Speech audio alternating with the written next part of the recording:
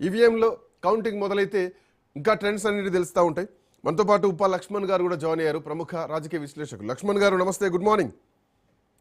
Good morning, చెప్పండి. Yeah, పశ్చిమ బెంగాల్ గెలిస్తే ఢిల్లీని షేక్ చేస్తుంది. సో ఒకవేళ ఢిల్లీ గెలిస్తే కనుక ఇక అప్రతిహతంగా భారతీయ జనతా పార్టీ ముందుకు పోద్దని చెప్పడంలో ఎట్లాంటి సందేహం లేదు. సో ఇప్పుడున్నటువంటి ట్రెండ్స్ని చూస్తే ఎట్లా కనిపిస్తుంది, మీ వ్యూ ఏంటి?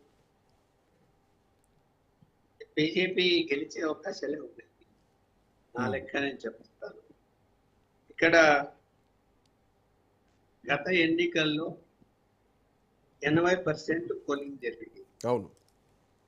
ఈసారి 92% పోలింగ్ జరిగింది. అవును.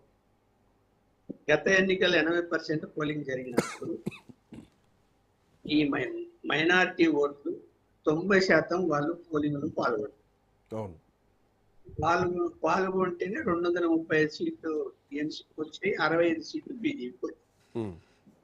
ఇప్పుడు కూడా వాళ్ళందరూ టీఎంసీకే ఓట్లు వేసినారని అనుకుంటారు. ఈ 92% అంటే 12% పెరిగిన ఓట్ల శాతం ఎవరిది?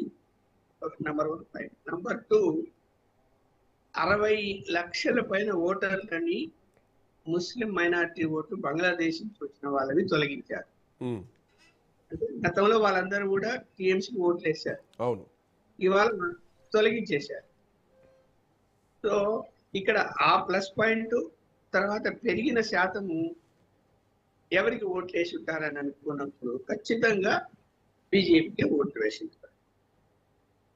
అందువలన ఇక్కడ ఎప్పుడు కూడా అక్కడ ముస్లిం మైనార్టీలు టీఎంసీతోనే ఉన్నారు, అవును, ఇప్పుడు కూడా ఉంటారు. సో గత ఎన్నికల్లో మనం పరిశీలించినప్పుడు 80% పోలింగ్, ఇప్పుడు మొత్తము ఓట్ల శాతం 65 సీట్లు తక్కువైనా కూడా గత ఎన్నికల్లో 30 లక్షల ఓట్లే డిఫరెన్స్, అంటే టీఎంసీకి బీజేపీకి. అవును. అవును.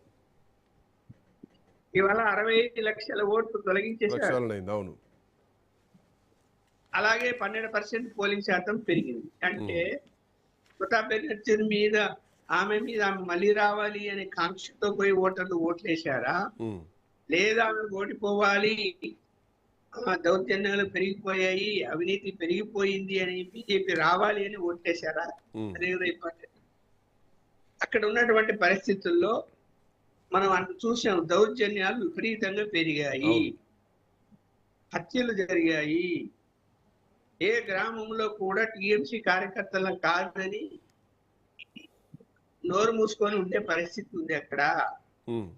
సో దౌర్జన్యాలు ఎప్పుడు కూడా ప్రజలు, ఓటర్లు అనుమతించారు.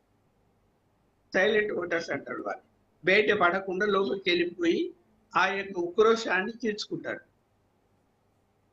సో అదే జరిగి ఉంటుందని నేనైతే అనుకుంటున్నాను. ఇందాక బ్యాలెట్ పేపర్లు గురించి వస్తున్నాయి, అది టీఎంసీకి బీజేపీకి సమానం అనుకున్నా కూడా ఒక ప్రశ్న వేస్తా, బ్యాలెట్ పేపర్లు అంటే ఎవరివి? ఎంప్లాయీస్, ఉద్యోగులు. 3 టర్ములు పరిపాలన చేసిన ఆమెకు ఎంప్లాయీస్ చాలా మంది అభిమానులు ఉంటారు. అసలు ఆమెకే ఎక్కువ ఓట్లు రావాలి, మరి బీజేపీకి కూడా సమానంగా ఎట్లా వస్తున్నాయి? అంటే ఎంప్లాయీస్ కూడా వద్దనుకుంటున్నారని కదా దాని అర్థం. ఆఫ్ కోర్స్, అవును. మరి అదే డిఎంకేకి తమిళనాడులో 75 2 నియోజకవర్గాల్లో పోస్టల్ బ్యాలెట్ మెజారిటీ వచ్చి ఏఐటీఎంకేకి 7 చోట్ల వచ్చాయి.